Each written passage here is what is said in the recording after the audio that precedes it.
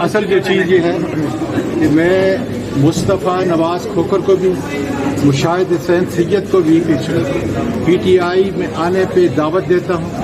اور جب مجھے موقع ملے گا خان صاحب کا، چودھری نثار بہت بڑا انسان ہے، بڑا بااصول انسان ہے، اس کو خوش آمدید کہتا ہوں تاکہ ملک کی ترقی کے لیے، قانون کی حکمرانی کے لیے میں مولانا فضل الرحمان صاحب کو عقیدت کا سلام پیش کرتا ہوں.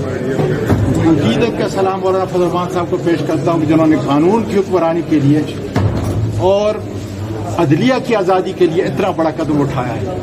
میں سمجھتا ہوں کہ آج سوائے چور اور ڈاکو نواز شریف، شہباز شریف اور زرداری کے علاوہ جتنے بھی سیاسی قائدین ہیں ان کو یکجا ہونا چاہیے، اس لیے کہ ہمارا ملک ہے، اس ملک کو بچانا ہے.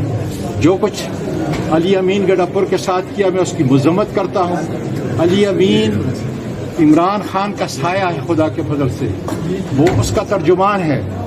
اور خیبر پختونخوا جس طریقے سے اس کے ہاؤس کے اوپر یہاں اسلام آباد میں حملہ بولا گیا، اس سے بڑھ کر ذلالت میں سمجھتا ہوں اس حکومت کی کوئی نہیں. لیکن جو کوئی حکومت ہے نہیں، یہ انتہائی ذلیل درجے کے کمینے لوگ جو ہے بٹھا دیے گئے ہیں.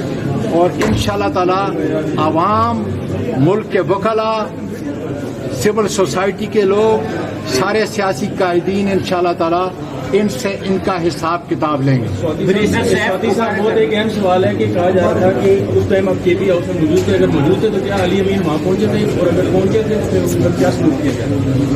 دیکھیں، اگر آپ سمجھتے ہیں کہ میں اگر اس وقت بالکل جو ہے علی امین صاحب کے ساتھ موجود ہوتا تو پھر آپ سمجھتے ہیں کہ میں چھوڑنے والا نہیں ہوں. لیکن مجھے جس کام پہ مقرر کیا گیا تھا میں وہ کام کر رہا تھا، اور اپنے جو لوگ تھے ان کو بچانے کے لیے، تاکہ وہ پولیس پر حملہ نہ بولے.